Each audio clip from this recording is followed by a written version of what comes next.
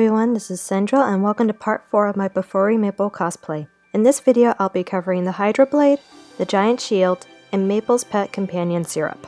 Let's begin with the Hydroblade. Unlike everything else that I recorded throughout May and June, the Hydroblade was created back in April, and the idea to have Maple as a cosplay video series didn't spark until after the weapon was complete. I apologize in advance if this isn't the most consistent thing, but I will do my best explaining how I made the small weapon with the photographs I took. The first step that I did for the Hydroblade was make a template based off of several screenshots and designing it in Adobe Illustrator. Once I printed and cut out the template, I transferred the larger segments of the sword and sheath onto 4mm craft foam in which everything except for the blade got 2 pieces each, and I glued them together with rubber cement. I also used some pins to make sure that each layer of the weapon was even and nothing slid around while the glue was drying. For the details, I used 2 thin strips of 4mm craft foam as well as 2mm thick craft foam for the appliques before applying them onto the blade and the top base of the sheath. Because of how small these pieces were and how they refused to remain still while the glue dried, I had to use a lot of pins to keep them in place. While I waited for the rubber cement to dry, I cut out a 2.5 foot long ribbon and folded it in half before stitching both sides of it on my sewing machine and then folding the raw edges and hemming those down. And to finish off the Hydroblade, I applied 3 layers of black plasti dip before coating the hilt and sheath with black metallic paint. For the details, I used a gold metallic paint and a red acrylic paint while I used a gunmetal metallic paint to coat the bladed portion of the weapon. Even though I didn't record any of this process, I'm very happy with the way that the Hydroblade turned out, and I probably would have made it again if I didn't have so much to do on Maple. Speaking of things to do, let's build the shield. Similar to what I did with the Hydroblade, I used several references from the anime and manga on what the Great Shield looked like before designing a template in Adobe Illustrator. After it was printed out, I taped all the pattern pieces together and cut off the excess paper in order to get the final shape of the shield. With the paper pattern complete and my shipment of EVA foam arriving in time, I laid my 18mm EVA foam boards down, making sure to line the 2 squares correctly and then taping them down. Once that was done, I laid my template on top of the foam and pinned around the entire perimeter before marking the entire shape out with my silver Sharpie and removing the template. To cut out the shield, I attempted to use my box cutter and see if I can pierce through the thickness of the shield, but because this EVA foam is high density and one too many cuts can make the edges rigid, I needed some help, so enter my fiance, WBKnight. After purchasing a pair of hefty-duty scissors from Home Depot, he was able to cut out the excess EVA foam bit by bit until it was in its final shape. And since we didn't have much to do, we continued the process of making the shields by taping the 2 pieces together, laying out the template on top of it, and cutting out the gray segments. Now, because I wanted to get the shield done without too much hassle, I thought pinning the template on the shield and cutting out the gray segments will work. But my fiance made the suggestion of taping and gluing the template down onto the EVA foam and cutting out the gray segments, which at the time was honestly a good idea, but sadly I didn't go with that and we had to do this process instead. I'm sorry, Pumpkin. Once we completed that tedious process and only the white segments of the template were pinned onto the shield, we sprayed on a layer of paint over the entire shield so that I have a rough estimation of where the bevel detailing of the shield would go. Though we used a light color spray that greatly contrasted against the black EVA foam, it'll eventually be covered up, but that's a later step as we still are on the construction phase. To create the bevel detailing that would cover all of the painted lines, I measured out several, and I mean several, half-inch strips of 8mm EVA foam. This was done by using my ruler and marking several little notches of how thick each strip was going to be before connecting the dots with a straight line using my silver Sharpie and ruler. After marking what seemed to be a million of these strips, I cut out each one using my X-Acto knife. If anybody knows how to keep this freaking blade from falling out after each cut, leave a comment below. I would greatly appreciate it. With all of my strips ready to go, it was time to pin each one onto the shield with the painted guides to help me figure out the length of each segment and cutting off the excess.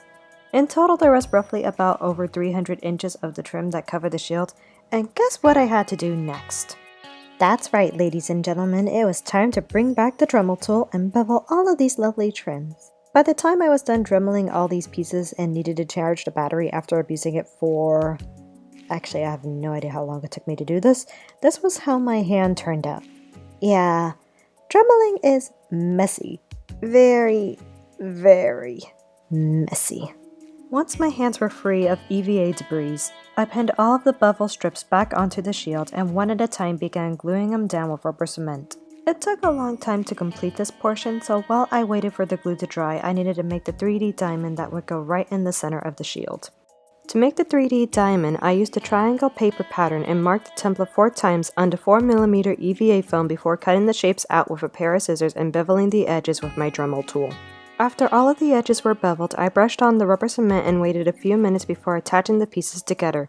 To make sure that the diamond would not break apart, I made a diamond out of 2mm craft foam and attached it underneath the 3D diamond, before giving it a final Dremel around the entire perimeter and attaching it onto the shield. With everything glued together and noticing some gaps between each of the bevel edges, I used my quick seal adhesive chalk and applied small bits of it in areas that needed a smooth finish. A little bit of water helped me achieve the correct finish that I wanted, and without it, it'd be a little odd having small chunks of chalk or fingerprints on something you worked on for a while. Once the bevel trim was complete and the chalk was dry, I coated the shield with 3 layers of black plastic dip and then coated the entire surface with Folk Arts metallic paint in sequin black twice. So you might have noticed that when I've been working on the shield, I have kept it in 2 pieces with the top half and the bottom half separate, but there is a reason for it.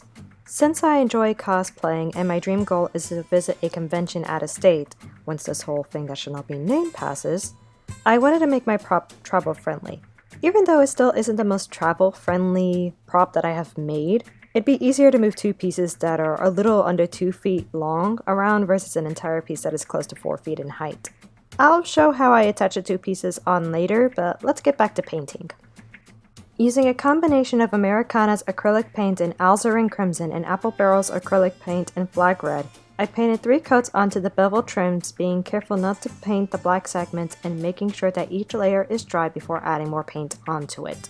While the paint was drying, it was time for me to make the attachments that would piece the 2 halves of the shield together.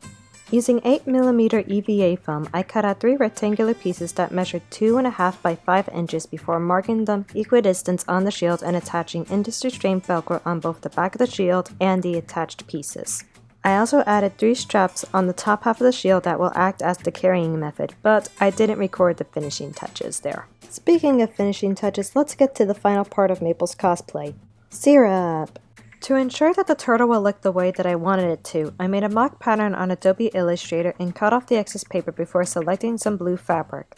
After I folded the fabric in half, I laid a template on the fabric and marked the pattern down with my Sharpie before removing it and pinning the 2 layers of fabric together before cutting the shapes out. Once everything was correctly pinned, I took the pieces to my sewing machine and sewed them together with a straight stitch. With everything sewn together, I removed the pins and flipped the pieces inside out before stuffing them with polyfill. When the shell and turtle were stuffed to the amounts that I wanted, I pinned the closure down and hand-stitched the seams closed before sewing the top and the bottom together with some rough stitches.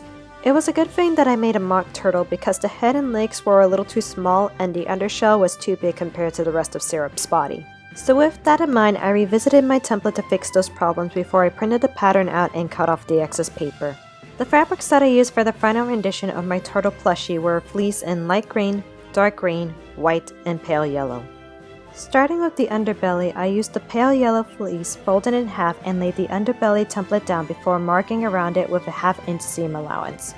After I finished marking my shape onto the fabric, I removed the paper template and pinned 2 layers of fabric together before cutting it out with a pair of scissors and setting it to the side so I can get the remainder of the fabrics cut. For the top portion of the shell, I used the dark green fleece folded in half and placed my template down, marking around it with light colored pins before cutting out the top portion of the shell. For the bottom portion of the shell, I made a single ovular shape with one of my template patterns and marked it out with a silver Sharpie before cutting it out and setting the pieces to the side. The last part to cut out was the main portion of syrup, in which I laid the white and light green fleece over one another before laying the template down and marking around it with a pin with a 1/4 inch seam allowance.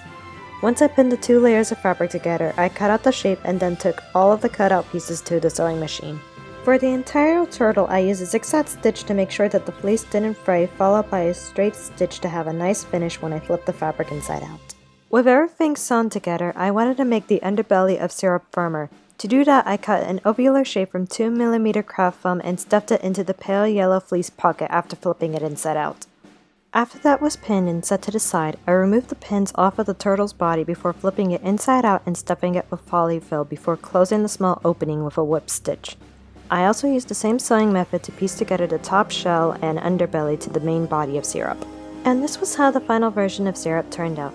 I'll admit that it turned out much better than the mock version and I was really happy with the results, but there are a few final touches that needed to be done. So using Apple Barrel's acrylic paint in Sunny Day, I painted a top shell with the pattern that is shown on Syrup in the manga and anime, and then with Dollar Brownie's acrylic paint in dark green, I painted the underbelly pattern. The last step that I did, which I didn't record, was using dark green puffy paint and red acrylic paint for Syrup's eyes and a fin-tip black Sharpie for his little eyebrows and smile. And with everything done, this was how Mabel turned out. Looking at the entire outfit, I could have done more to improve upon it, but with everything that has happened over the last few months, I was just happy to see this character become a part of reality, and I can't wait to show her off in person. Thank you guys so much for watching, and if you want to see more content like this, be sure to like and subscribe, and I'll see you in the next video. Ciao!